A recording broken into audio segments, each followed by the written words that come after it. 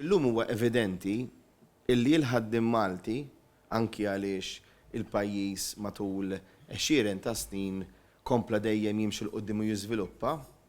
Illum il-ħaddim Malti, illum iċ-ċittadin Malti ma jridx biss paga diċenti, imma jrid ukoll li jkollu kundizzjonijiet tajbin, imma mhux biss kundizzjonijiet tajbin fuq il-post tax-xogħol, ma fl-aħħar mill-aħħar kundizzjonijiet tajbin fis-soċjetà li qiegħed jgħix fiha. U nemmnu illi huwa biss flimkien li nistgħu nagħtu s-saħħa lil ħaddiem. Hekk saħaq il-kap tal-Partit Nazzjonalista Bernard Grech waqt Round Table Conference li saret il-ħamis filgħodu f'Għawdex, konferenza organizzata mill-Partit Nazzjonalista bit-tema Nagħtu s-saħħa lil ħaddiem fejn ġie diskuss il-fatt li l-impjegati li jitħallas paga denja għax-xogħol li jwettaq, b'enfasi fuq il-kunċett ta' equal pay for equal work. Waqt din il-laqgħa ġew diskussi l-kundizzjonijiet tal-ħaddiema f'pajjiżna e kif ir-rappreżentanti minn sferi differenti tas-soċjetà f'Għawdex qasmu diversi esperjenzi u tkellmu dwar l-isfidi li l-membri tagħhom jħabtu wiċċhom magħhom ta' kuljum fuq il-post tax-xogħol. Din id-diskussjoni kienet kruċjali sabiex il-Partit Nazzjonalista jkun jista' b'mod effettiv jaħdem ħalli l-impjegati jkollhom il-kundizzjonijiet tax-xogħol li verament jixirqilhom. Qegħdin hawnhekk biex nisimgħu. Qegħdin hawnhekk biex inkomplu nikkonsultaw. Qegħdin hawnhekk biex intkom ikollkom il-libertà titkellmu ir-realtajiet għaliex huwa biss permezz ta' hekk illi ntejbu jew nistgħu ntejbu il-qagħda f'Għawdex. Nistgħu noffru opportunitajiet ġodda lil ħaddiema, ma opportunitajiet ta' veru, mhux opportunitajiet ta' cheap labor. Il-kap tal-Partit Nazzjonalista Bernard Grech tkellem dwar diversi temi li affettwaw il-familji u l-ħaddiema fosthom l-iżvilupp insostenibbli li qiegħed isseħħ f'Għawdex. Kulħadd huwa aware illi Għawdex hawn żvilupp insostenibbli.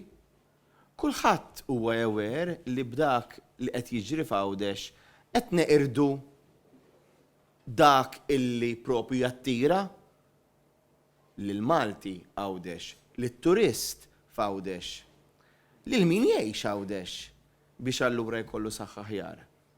Imma nsaqsi li aħna aware biżejjed x'qegħdin nagħmlu biex ma nkomplux neqirdu l-ambjent f'pajjiżna. Bernard Grech spjega li din kienet biss waħda minn diversi laqat li l-Partit Nazzjonalista qed jagħmel u se jkompli jagħmel mal-korpi kostitwiti sabiex il-ħidma tal-partit kompli ssaħħaħ lil ħaddiema u lil familji Maltin u Għawċin. Din il-konferenza ġiet indirizzata wkoll mid-deputat tal-Partit Nazzjonalista u kelliem għall-Għawdex Alex Borch illi tsenna li l-Partit Nazzjonalista se jkun qed jagħti viżjoni fit-tul għall-Għawdex u mhux viżjoni għallhom biss. Ħanisimgħukom, però nwedukom illi fuq dak li nisimgħu ser naħdmu biex verament nagħmlu politika illi tmiss il-polz tal-poplu, tmiss il-polz tal-stakeholders u l-businesses u n-negozji kollha ta' Għawdex sabiex verament inkunu mhux biss oppożizzjoni imma gvern alternattiv li jagħti viżjoni mhux biss tal-mument imma viżjoni fit-tul li tagħti serħan il-moħħ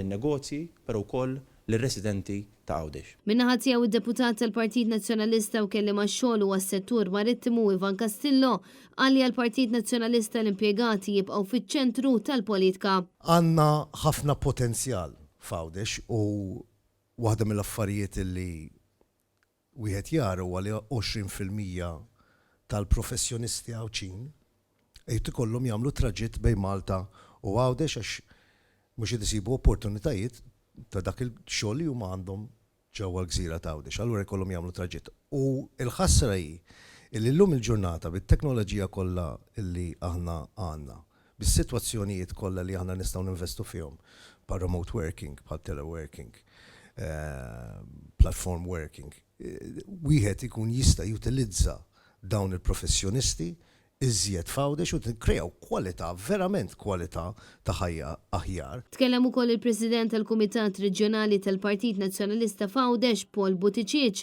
illi min-naħa tiegħu qal li pajjiżna għandu jassigura li kull ħaddiem ikollu d-dinjità u l-protezzjoni meħtieġa. Huwa tajjeb li niċċelebraw jum il-ħaddiem, ma fuq kollox li jinteressaħ il-ħaddiem hu pagi diċenti, kondizzjonijiet tax-xogħol aħjar u dinjità.